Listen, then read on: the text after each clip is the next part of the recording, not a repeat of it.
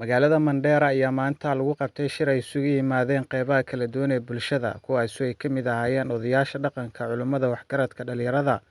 haweenka, mas'uuliyiin ka socotay dowladda county iyo dowladda dhexe,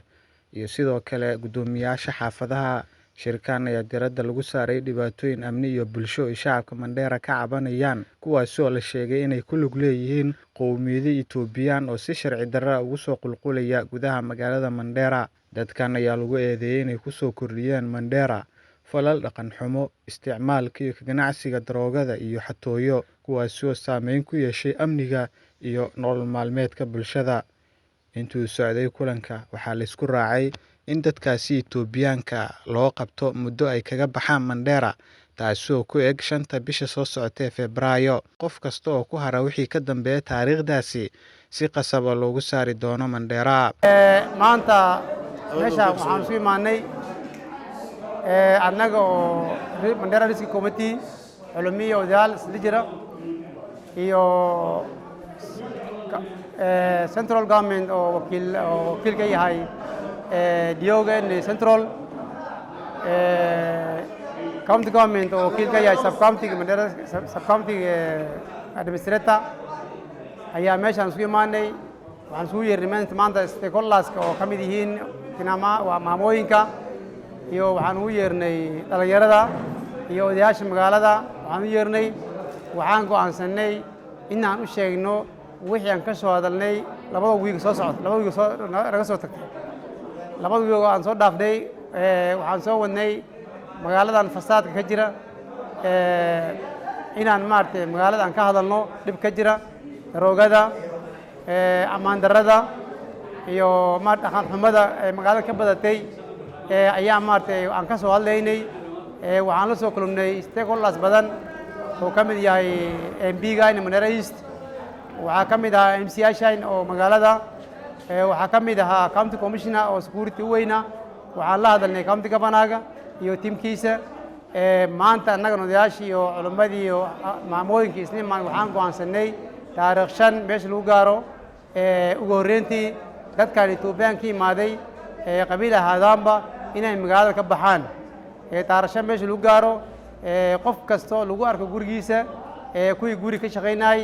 kuwii maartay suuq ka shaqaynay, kuwii dukaamaha furtay, kuwii maartay ay furtay kinyoosyaal furtay, kuwii maartay gaabur wato oo qashin abuurinay. wax kasta qof kasta oo Itoobiya ka imaaday oo reer Itoobiya yahay taariikh 5 meesha lagu gaaro magaalaan ku mari karno. ninka dukaan u kiraysan yahay dukaankiisa xirto, haddaba ninkii guri lahaa kiriisa ka qaato, ninkaas guriga ka bixiyo. ninkii maartay shaqaalo yahay shaqaalo guri u joogaan, shaqaalaha xaqood siihe, haddaba wax ku leedahay ka qaado, asagana fasax. dadkaas ayaga sidaas ogtihiin kiilil shanaad ayaana soo xigo kuma istaagaan. markay imaadaan Nageyle ilaa ay ka soo gudbaan Soof dhexdooda magaalada ay ku dagaan ma lihin. annaga ayay nagu soo dul dageen, ma aha qaxooti oo dad meel la dejinaa ma aha. dadkaas waa marka dad u imaada dhaqan bedel, inay dhaqankayna bedelaan, magaalada qabsadaan, kuna dhalaan. waxaana ka shakinahay dadkaas inay yihiin dad oo commandos oo dabeecada annaga aan imaadeen waddankan la imaadaya. marka waxaan isku afgaranay dowladayna nationalka iyo midda county-ga iyo maxaan ku dhadaa dadweynaha. maanta ugu dambeysay dumarka iyo dhalinyarada aan shirinay in dadkaas la bixiyo. marka taariikh 5 inta dhexdooda bisha 2 February in dadkaas magaalada laga saara ayaan isku afgaranay. xaqoodana hala si dadweynaha saasaan amraynaa. marka wixii bigi wati wixii border wati ninkii guri furtay kulli magaalada inaan ka bixinayno isku afgaranay. waxaa la isku raacay dadkan dhulka qabsaday oo reer Itoobiyaanka oo walayta lagu magac dhabay oo magaalada qabsaday ayaa la isku raacay inay baxaan taariikh 5 iyo hadda dhexdooda inay baxaan taariikh 5. haddii lagu arko magaaladan tilaaba laga qaadaa, qofkii ay la joogaanna tilaaba laga qaadaa. taas waa ogeysiis. markii la soo baaray in badan bishaan dhammaan la baaray, culumadii iyo odayaalkii la baaray, dhaqan xumaa lagu arki, diintii wax bay u dhimeen, dhaqankii wax bay u dhimeen, dhaqaalihii wax bay u dhimeen, dadkii ay dhex galeen, magaalada waa qabsadeen, wax walba ay kaa la wareegi, qaarkood dhaqan xumaa lagu arki, guriyii ay nooc walba ugu jiraan. marka waxaa la isku raacay culumadii, odayaalkii, maamayaalkii, dhalinyaradii, dowladdii national government, county-gii, dhaqankaas waa la xaqiiqaystay, waa la dhex qaaday, baaritaana lagu qaaday. muddo haddii la joogo waxaa la yidhi magaalada dhammaale waa bedelmi. marka kidiiniyan diintii muslimku wax weyn ay u dhimeen hataa diintii kiristaanka dhaqan aan lagu arkin ayaa lagu arkay xoolihii ay ka dhigteen dhaqan kale oo isticmaalayeen waxyaalo badanaa la sheegay marka anaka go'aankaas waa la gaaray maanta wixii ka bilowda qofkii ay la joogaan xaqooda ha la siiyo waxaan isku raacnay haddii ilaahay idmaa nimankan Ethiopia ka imaaday oo sharci darrada dhulka ku soo galay oo wareeyta ay u magaco leeyihiin dhammaantoodba qabiil ay ahaadaanba in maxay ahayd taariikh 5 bisha 2 iyo maanta dhexdooda ay wadanka iskaga baxaan Madheera ay ka baxaan laga soo bilaabo Madheera ilaa Raamo ku geysay waqtiga meel ay joogaan ay baxaan isku raacay dhulkii ay fasaad ay nagu subiyeen dhaqan xumo ay noo keeneen diin xumo ay noo keeneen akhlaaq xumo iyo maxay ahayd wax oo wasaq ay noo keeneen saadaradeed waxaan rabnaa markaa nimankaas inay dhulka ka baxaan ugu dambeys taariikh 5 bisha 2 iyo hanta dhexdooda dhulka iskaga baxaan Madheera ka baxaan kan maanta waxa isugu yimaaday dawladda national government iyo county government waananji odayaashii oo magaalada iyo gabdhihii oo dumarkii dhalinyartii magaalada cayn kastoo Madheera ka kooban tahay wax ka socda maanta ma sheegay maadi sababta u imaadeen waxa waaye dadka ka soo galeen dhinaca Ethiopia hatta jiiraankayna ma aha dadka Ethiopia dhexdeeda ka yimaadeen oo ka kooban 9 qabiile oo dabaacada anaga dhulka loogu dhamaan dabaacad kala keenay dhaqan xumo keenay dhibaato dil keenay dagaal keenay dhibaato dhaqan xumo keenay waa dad isticmaali dameerihi waa dad isticmaal ragooda xoolo waxay isticmaalaan xayawaanka sida dameerihi sida ariga sida loodo waxyaalaha xayawaanka oo dhaqanayna sida dumarhan way isticmaalaan waxaas anaga waxaan qaadan karnay waxaan naqaan midna maaha Kenya lagama yaqaan ama Kristaan noqo ama Muslim noqo Kenya dabaacadaas lagama yaqaan dabaacada Kenya waxa waaye ragay bilcan xayawaan iyo xayawaan waxaan heena aragnay yaa keenay dadkan hata sokay oo xuduudan la imaa waa dadka dhaanka Ethiopia ilaa dambe ka yimaadeen keenay waxaas saas darteed markaan dhaqan xumadaas aragnay annagoo dawladayna shacabkaan midaysan go'aan waxaan gaarnay annagoo dawladda Ethiopia annaga aan jiraan noo saaxiibnahay inay dadkan dhaqankooda ay meeshooda ku noqdaan Kenya iyo Ethiopia dhibka ma dhaxay waa dad walaalo waa dad shacabkooda iyo dawladooda ay xiriir leeyihiin laakiin dadkan waxaan u ceyrinayn anaga go'aankan u gaar dhaqan xumo way dhaqan xumadaas waa inay meeshooda ku noqdaan arrintan in muddaan daba soconay dawladda sare iyo dawladda hoose dawlad kasta waa la fadhiisanay waxaan ku soo koobnay nimankan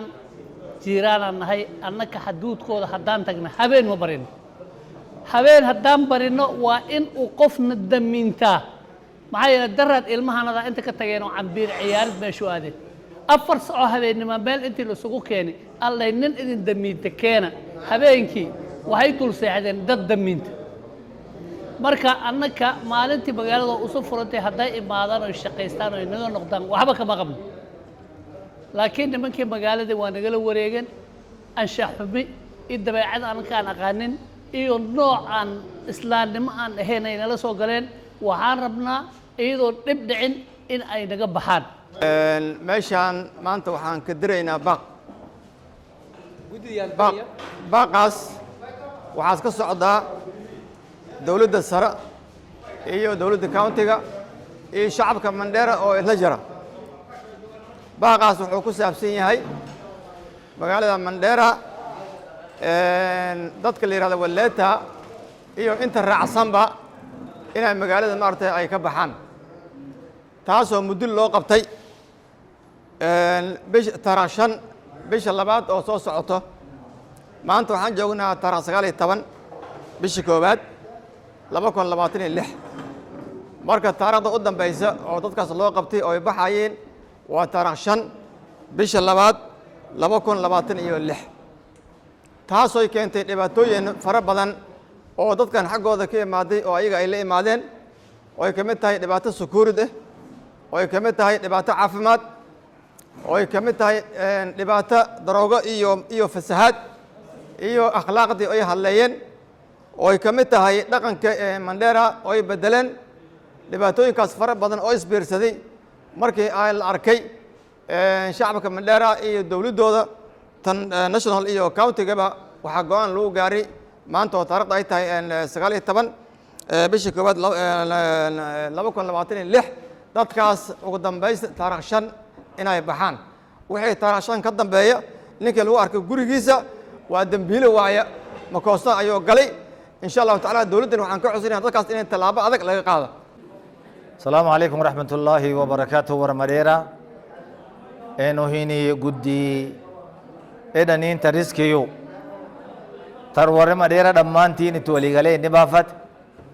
كقبيلو ينكي ندال كان قبض جبيجين كيجر كعلومدي في عامدي في يارسا فخيارتي بقاسينتين لليردي اللي تدنتي نوين قدوسوني وياهن تاريختين تاريخوني سجلي جيتو كوجين هدف كيف دنتي والت كدو فلينك بلد كإنه وافسادة كريبا كإلمان كني دبا كدينتي تين دبا كخلقت تين ورا دبا أغنو دوبلا من رادوبان دوبلا وانو دبا دوغا غر كدراك سكيجر كومودي بين أخان كي كين فهم عن كم كن ولين فهم نولفتان إني دبو ولا إني زايد تاي الركانة دولة دي مريانة بي بلدات دي مريانة دبو ولا غر سيفنة ومدوكم كدوبلا بكم لوني فرماياو دبو مد لفتر كعبا أجيسين لفسيد ديبسني تندوم لبنوه في دولة دي في شعب كيف عام دي في علوم دي ندوم لم تكنات هنا توليقل ميشو وان كنا نيفي تاريخ شن جلمة كقديم تاريخ شن جلمة وقتاس يورب بينو ديان نونجي وان نوينو وريتوبيا قدوف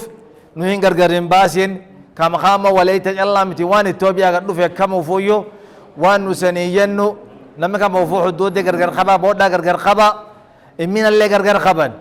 يوم من كيسا واللبسن منك يا منك كيسا نبي لفت ديبي اغسون وليجن ملي دبي تيمتي عدوت نمدي دبي لين قمنو دوب تاريخ شني جيل ما يا ربي قدان وغاي عندكم الباب تقدمي جهه جيل ما كان كيس وان هندوب لم جو انكي نو ترقم نو ور مديره دمانتيني دقاف قداك ان اولتين بيرتينا اغدوب لم ور اثيوبيا سين بودا سين ردا تشاسون تولي قال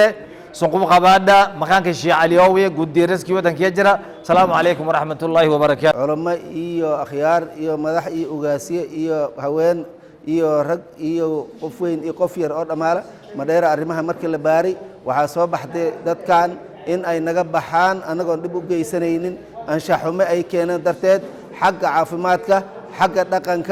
حق حد جذبك إيو مارت تجنمد إيو حمانته درت دين عوال بابا أنا قو درس أنا قو دبي سوق سنين وحنكو أنسني إن وقت جالس الشيء ما أنت لقى بالله بتارك طبعا يسقال بي جمهور أنمر هنا لما كل لباتن يلح إلى ما أنت قدام بيس أو تاركشن بيش لباتن يلح ده إن إذا كان نجب بحان بيري أنا قو نسكو حد جذبين والبن حقيقي سلسية أو أي نجب جذبان أو نبقى جيسانين أي نبقى إنه جيسانين سيدا سنسوبت بعدين نسكو وافقني أنت أصلا وقعان ننكي جوري سلوار مركز قداشات كلا بدل لقى قاعد دون دولة أي شكتي من الله ضعف دونا لقى من استاجي دونا إن نسبت بعدين قام كوجارني